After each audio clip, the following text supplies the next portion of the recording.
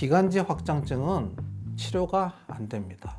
기관지 확장증은 불치병입니다.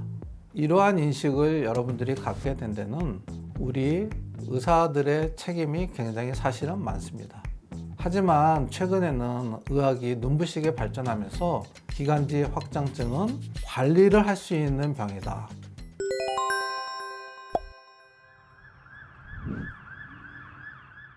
안녕하세요. 고운흑결내과 원장, 호흡기내과 전문의 진성림입니다. 오늘은 오랜 호흡기내과 전문의로서 살아오면서 환자분들이 가장 오해를 많이 하고 있고, 그러므로 인해서 가장 문제가 되는 대표적인 질환, 항상 불치병이다, 치료가 안 된다 라고 생각하고 있는 그 질환, 바로 기관지 확장증에 대해서 여러분들에게 정확한 의학적 정보를 드리고자 이 자리에 앉았습니다. 기관지 확장증이라는 병은 우리가 진단명을 들었을 때 쉽게 이해가 가는 진단명입니다. 마치 고혈압과 당뇨를 듣는 것과 똑같은 말이죠. 자, 기관지 확장증이라는 말에 진단명이 다 들어있죠. 기관지는 폐로 연결되는 숨결의 라인. 이 기관지가 우리나라 말 그대로 확장증이다. 기관지가 늘어나 있다. 이게 이제 진단명입니다. 병명은 이렇게 쉬운데 왜 이렇게 오해가 많은 질환일까요? 기관지 확장증을 의학적으로 정확히 풀어드리면 기관지를 구성하고 있는 벽과 근육이 망가진 겁니다. 그래서 기관지가 영구적으로 늘어나 있는 거죠. 우리가 기관지나 폐포는 숨을 들이쉬면 기관지가 약간 늘어나고 폐포도 늘어나죠. 숨을 후 내쉬면 늘어났던 폐포가 줄어들고 기관지도 수축을 해야 됩니다. 이게 정상적인 기관지인데, 기관지 확장증이라는 것은 기관지가 영구적으로 늘어나 버린 거죠. 자, 이것이 병의 이제 정확한 이해인데요. 어떤 오해가 가장 여러분들에게 큰 오해를 불러일으키고 있느냐 하면, 자, 기관지 확장증은 치료가 안 됩니다. 기관지 확장증은 불치병입니다. 이러한 인식을 여러분들이 갖게 된 데는 우리 의사들의 책임이 굉장히 사실은 많습니다. 왜냐하면 기관지 확장증은 아주 몇천 년 전부터 있었던 병인데, 인류의 탄생과 유사하게 있었던 질환인데, 과거에는 치료해줄 의학적 발전이 없었습니다. 그러니까 치료가 안 됐던 것이 맞습니다. 하지만 최근에는 의학이 눈부시게 발전하면서 기관지 확장증은 관리를 할 수 있는 병이다. 제가 지금 관리라고 말씀을 드렸습니다. 완치라는 말씀을 안 드렸죠. 자, 고혈압, 당뇨를 제가 계속 말씀을 드리지만 고혈압이 완치가 되나요, 여러분? 안 됩니다. 고혈압 약을 먹는 분들이 계속 평생 아주 특수한 경우를 제외하고는 약을 드시게 되죠. 당뇨병도 마찬가지입니다. 특히나 제1형 당뇨병 같은 경우는 태어나면서 우리가 당뇨에 대한 인자를 갖고 태어나기 때문에 평생 치료하고 관리를 받는 거거든요. 그런 의미에서 볼 때 기관지 확장증은 이제는 관리를 할 수 있는 병이다라고 제가 먼저 선언을 드리고 여러분들께 기관지 확장증에 대한 설명을 드리고자 합니다. 기관지 확장증의 가장 대표적인 증상은 여러분, 가래입니다. 근데 여러분, 이 가래가 그냥 가래가 아니라요, 끊임없이 가래가 나옵니다. 끊임없다는 말이 정말 오늘 뱉어도 내일 뱉어도 모레 뱉어도, 이게 10년, 20년, 심한 분들은 40년 이상 가래가 매일 나옵니다. 우리가 가래가 조금 나와도 목이 칼칼해도 하면서 좀 불편한데, 이 정도의 수준이 아니라 그냥 가래가 여러분, 하루에 나오는 가래의 양이 1000cc가 넘는 환자분들이 있어요. 1000cc라고 생각해 보세요, 여러분. 생수병 한 병입니다. 그게 매일매일 나온다고 생각을 해 보십시오. 더군다나 제가 말씀드렸죠. 가래가 이렇게 밖으로 나오는 양이 이 정도면 그분의 기관지 안에는 2000cc 이상의 가래가 쌓여 있다는 겁니다. 그러면 어떤 현상이 일어날까요? 숨을 못 쉬게 되죠. 숨이 차면서 피가 나오면 여러분 엄청난 공포에 휩싸이게 됩니다.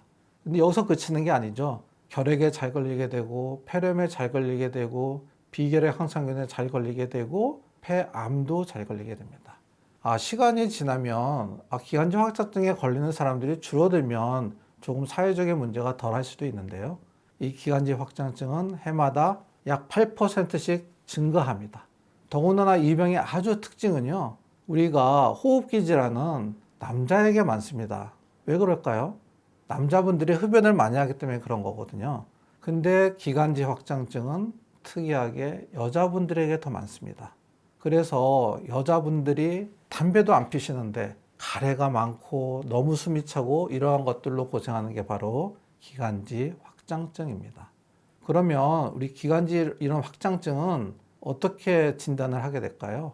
가장 중요한 특징은 가래고요. 가래가 흰 가래가 아니고 아주 끈적끈적한 가래. 색깔이 없더라도 굉장히 점성이 높은 가래가 나오고 조금 더 심하면 우유빛깔처럼 아주 노란 가래가 나오고 가끔씩 가래에 피도 섞이고 또 숨도 차고 이러한 증상이 있을 때는 기관지 확장증이 동반되어 있을 경우가 아주 높기 때문에 병원에 가셔서 내가 혹시 기관지 확장증이 있지는 않은지 검사를 하시는 것이 중요한데요. 이런 경우에 우리가 또 병원에 가면 단순하게 찍는 엑스레이가 있습니다. 이 단순 흉부 촬영을 통해서 우리가 기관지 확장증을 알 수는 있습니다. 근데 단순한 엑스레이를 통해서 기관지 확장증을 진단하기 위해서는 그분이 확장증이 아주 많이 진행되어 있어야지 엑스레이에 보입니다. 그래서 엑스레이만으로는 진단이 안 되고 원래 20년 전부터 기관지 확장증의 가장 표준적인 진단 방법은 바로 고해상도 CT 촬영이었습니다. 그런데 그것도 옛날 얘기고요. 지금은 저선량 흉부 CT죠. LDCT라고 하는데, 자, 고해상 CT가 좋긴 한데 고해상 CT의 문제점은 뭐냐면 방사선의 피폭이 아주 높아요. 그걸 해결하기 위해서 나온 것이 바로 저선량. 저선량이란 말은 뭐냐면 선량이 낮다. 즉 방사선의 피폭량이 굉장히 낮습니다. 그래서 최근에는 많은 병원이 건강검진을 할 때 저선량 흉부 CT 촬영을 많이 하거든요. 그래서 과거보다 기관지 확장증이 발견이 조기에 많이 되고 있습니다. 그러면 이런 기관지 확장증에서 가장 중요한 치료는 뭘까요? 자, 기관지 확장증에서의 가장 주된 증상은 가래라고 말씀을 드렸죠. 그렇기 때문에 이 가래를 해결해 주는 방법이 아주 중요한 치료법입니다. 가래를 해결해 주는 방법은 생활 습관을 통해서도 하시는 게 좋고, 심한 경우에는 거담제, 항생제를 다 드셔야 되고요. 아주 심한 경우에는 주사 치료도 필요할 수가 있고요.